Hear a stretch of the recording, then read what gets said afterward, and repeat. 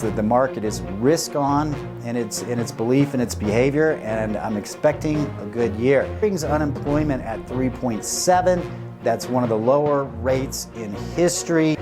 Can the Fed pull off a soft landing for the first time in history?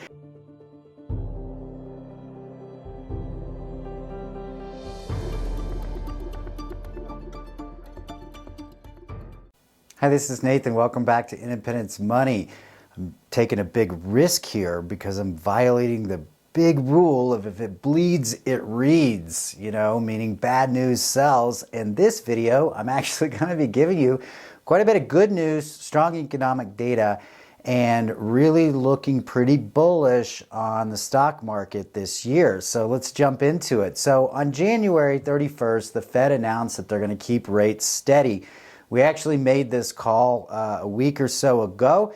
And furthermore, they closed the door on additional rate hikes. Last week's video, I said that would be the major risk to the market is if they continue to hike rates. They kind of said, nope, that's not going to happen.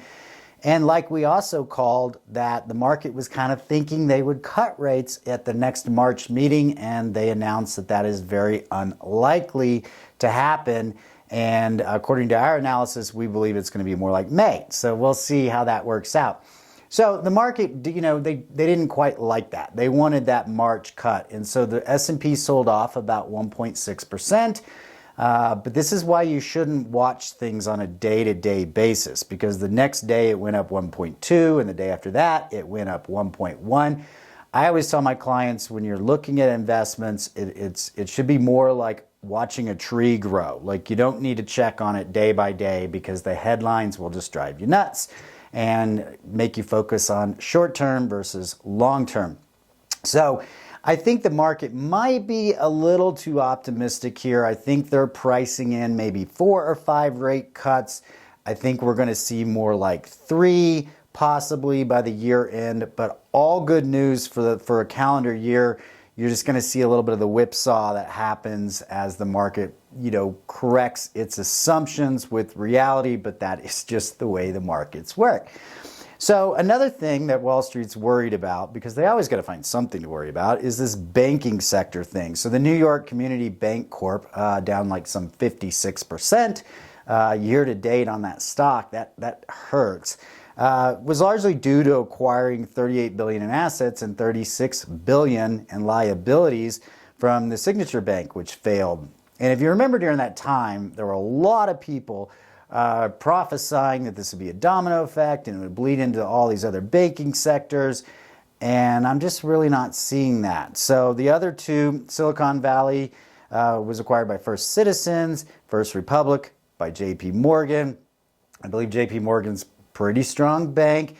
So I think this is more of a bank-specific concern on their balance sheets, especially on the regional banks, but not necessarily the entire financial system. The market tends to reflect that as well because the regional bank subsector of the S&P is currently down 2.4% year to date, but the entire financial sector is up 3.5%.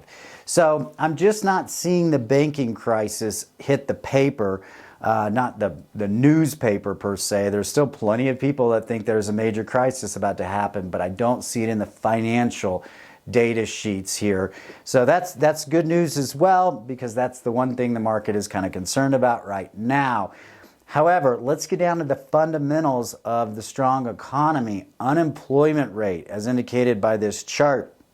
The latest job report from January, 353,000 jobs created, which is way above the 185,000 that economists were projecting. That's hitting it out of the park, and that's on the tails of the December data, where we went up some 333,000 jobs when only 244 was expected. So that brings unemployment at 3.7.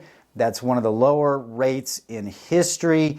And to put it in a very good statistic, there are 1.5 job openings per unemployed person in the United States. So these are really strong news. This reflects into this whole idea of a soft landing versus a hard landing on a recession. we could tolerate a little bit of soft GDP. I don't know that we're going to get it. We can even tolerate a little bit of a negative GDP. I definitely don't think we're going to get that. But what really hurts in a recession is a major uptick in unemployment. That's where it hits the pocketbooks, and the pessimism overrides the optimism. And according to this statistic, that's not happening. So can the Fed pull off a soft landing for the first time in history?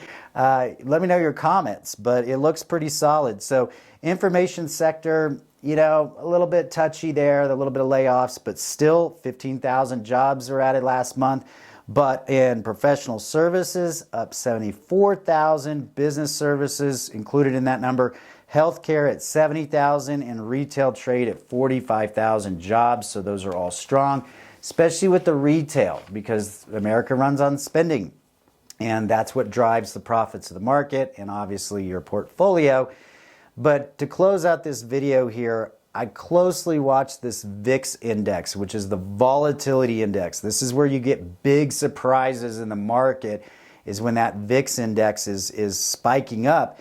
And you can see why I'm optimistic here, because really from 2020 through 2022, those data readings, as indicated by this chart I'm showing you, were high above that red line there, that kind of median number there, the barometer, if you will. So that means what could happen? Who knows? It could have gone either way, and in a lot of cases it did. But if you look into 2024, it's dropped down to 13.8. That is a high bullish indicator.